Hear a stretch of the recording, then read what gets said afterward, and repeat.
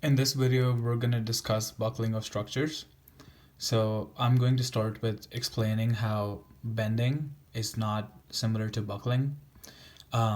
Bending is considered as a state of stress, and buckling is the state of instability. Buckling usually happens in thin columns when force is acted directly parallel to the axis of the beam. I will show an example of how bending and buckling are different. So let's consider an example where there's a beam supported by a fixed end, as you can see here, and there's a rolling end on the other side. It doesn't have to be a rolling end, but for this example, we will consider that. Let's say a concentrated load of P acts at the center of the beam. The center might be the center definitely is the point where the beam is the weakest. So if this point is fixed right here, and this is allowed to move freely in the x direction, if a load of P is acted right on the center, this is what would result to the beam. This happens because the force of P is acting directly perpendicular to the axis of the beam. So this condition is called bending, and as I said, that is a state of stress. Buckling, on the other hand, we can consider the same column but vertical this time, and if your P acts directly parallel to the axis of the beam, this is what would happen. It could either happen to the right or the left, and this is the condition that is called buckling. So since we talked about what buckling is and how it is different from bending, I would like to go and explain more on how buckling happens. Let's consider a column. The reason why we call it a slender column is because its shortest dimension is smaller than 15 times its largest dimension. So you can imagine a ruler, a steel ruler, which would be 30 centimeters long, but its thickness would only be 3 to 4 millimeters, which is really shorter than compared to the length. So we can consider that as a slender column. It has more intensity to buckle. So if the load P is greater than P critical, which is the critical force to buckle, your column will buckle. Columns like these, slender column, is really easy to buckle. Moving on to short column. So you could take a Coke can, for example, or a can of any can.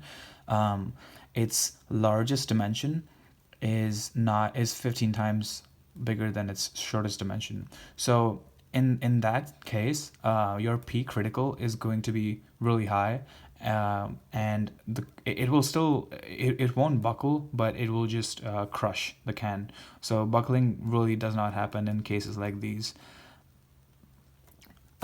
Next, we will go over the different column setups for buckling.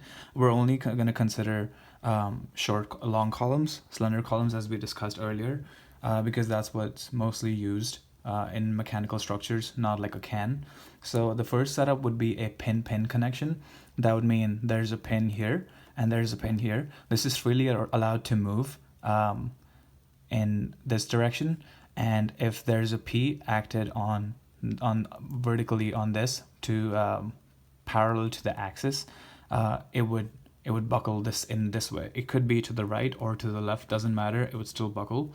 The K value for that would be 1, and I will also talk about what the K value is with respect to what P critical is in the next few minutes. So the second configuration would be a fixed column. That would be where one end is fixed and so is the other end. This would be very hard to buckle. It's still possible to buckle, but considering a pin-pin connection, it is considerably hard to buckle. The K value for that's why it is so little, and that is inversely proportional to your pre-critical. The next setup would be a fixed pin. In this case, the one end is fixed to the ground and the other is free to move, but only in one axis. And this is harder than the pin-pin connection, but it's not as hard as fixed. and the K value for that is 0.7. Last would be your fixed free connection, where one end is fixed and the other end is free. As you can imagine, that would be your ruler example. If you hold your ruler in your hand from one side and you just apply a really small amount of load on top of the ruler, it would easily buckle. That's why the K value is so high. So moving on P critical and K value, I'll explain what the Euler's buckling equation is. So basically, E would be your modulus of elasticity. This is going to differ for different kinds of materials. Your I is going to be moment of inertia, which I'll explain on later, how different columns and different structures, different geometry can affect how the column buckles. As I explained earlier, a short column is less likely to buckle than a slender column. That is because of moment of inertia. L here is going to be unsupported length of the column. As you can see, it is inversely proportional to that. The longer your column is, the longer the unsupported length of your column is, higher the chance of buckling. And K is your length factor. Again, inversely proportional. You want a smaller length factor to make sure your column doesn't buckle. So finally, I want to talk about how geometry affects buckling. As most of you have seen in homes and different places, how beams always go across the length of the house. So basically, if this is a house, your beam would always be in this manner or going like this and supported by smaller beams at an angle, because they are really hard to buckle.